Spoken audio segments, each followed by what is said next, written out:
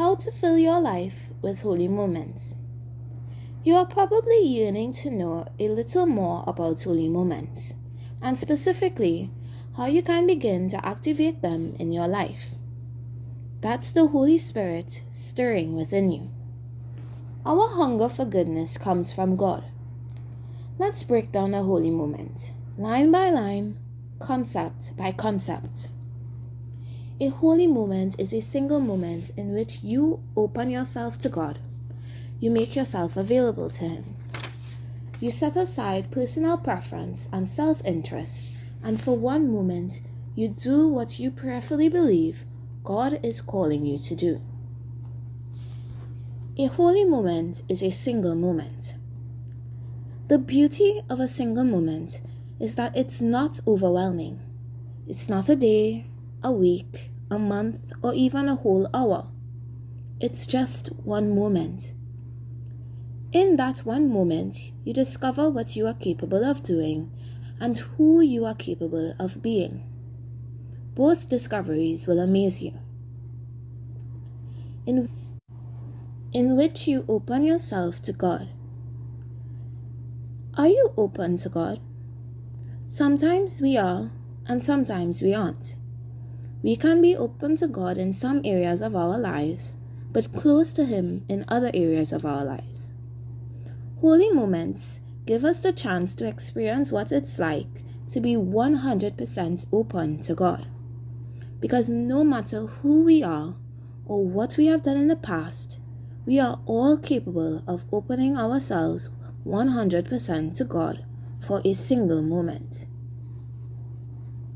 You make yourself available to Him. If you want to see miracles, make yourself available to God. When we make ourselves available to God, amazing things happen. Throughout history, God has collaborated with the most unlikely people to make amazing things happen. And now He wants to collaborate with you. God almost never chooses the most qualified person or the people in positions of power and authority. God chooses people nobody would expect. When God is looking for someone to collaborate with, He chooses those who make themselves available to Him. He does not see your past as an impediment to your future. The rest of your life begins the moment you make yourself available to God.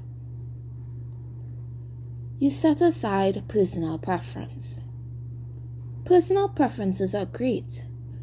We prefer certain types of food, music, chocolate, movies, sports, books, animals, and cities. We all have personal preferences, tons of them. But our preferences don't stop here. We prefer specific outcomes in situations. We have preferences about what people say and do. And all these preferences can become self-serving and blind us to what is best. God may desire what you desire. God's preference may be the same as your preference. But in order to find out, we need to set aside our personal preferences so we can look at a situation through God's eyes. You set aside self-interest. Why do we cling so tightly to self-interest? We aggressively defend and pursue self-interest because we believe if we don't look out for ourselves, nobody else will. It is the fruit of the every man for himself ethos. It has its roots in medieval times, having first appeared in Chaucer's The Knight's Tale in the late 1300s, but remains deeply embedded in today's culture. This approach is a fundamental denial of God's providence. God will not take care of me, so I have to take care of myself, is what it really proclaims. God is more committed to your happiness and flourishing than anybody. But getting what you want doesn't make you happy. You know that, and God never forgets it. What is good for you is better than what you want. The more we evolve spiritually, the more we want what is good for us.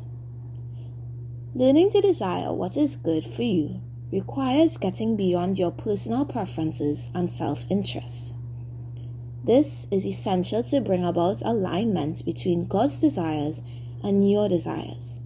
And every moment you create with God strengthens this alignment. You can set your self-interest aside. God always has your best interest in mind. But keep in mind, we are only talking about a single moment here. And yet, each time you set aside your self-interest for a holy moment, you will discover that it is safe and your trust in God will grow. And for one moment, the idea that leads most addicts to relapse is the idea that they can never do it again. Alcoholics in recovery are taught not to think about never having a drink ever again. They are encouraged to take life one day at a time. Those that are successful with this approach find themselves stringing together months and years and decades of newfound happiness and sobriety. We are just talking about a single moment here. One holy moment. We're not even taking life one day at a time. We are taking life one moment at a time. It's essential to remember this at every point in our journey together. We are simply trying to find out what is possible in a single moment.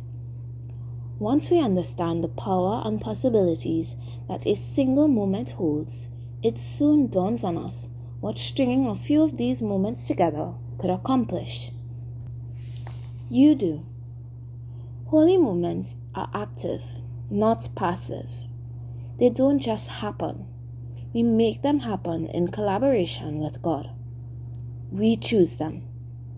A holy moment is a grace-filled, prayer-directed action. What you prayerfully believe.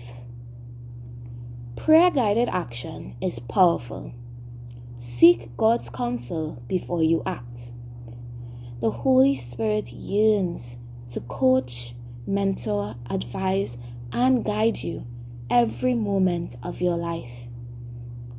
I have never met anyone who relied too much on the Holy Spirit, though I often rely too little on Him. God is calling you to do. God is calling you every day to new adventures and opportunities. He often sends them disguised as opportunities for holy moments. The Holy Spirit wants to guide you in wisdom in each moment of the day. When we listen to the voice of God and do what God is calling us to do, we live deeply fulfilling lives and our souls erupt with joy. There are so many things that we cannot change in this troubled world. When we focus on the negative, our energy is quickly drained. We become anxious, stressed, overwhelmed, and exhausted because it is demoralizing to feel helpless. But we are not helpless.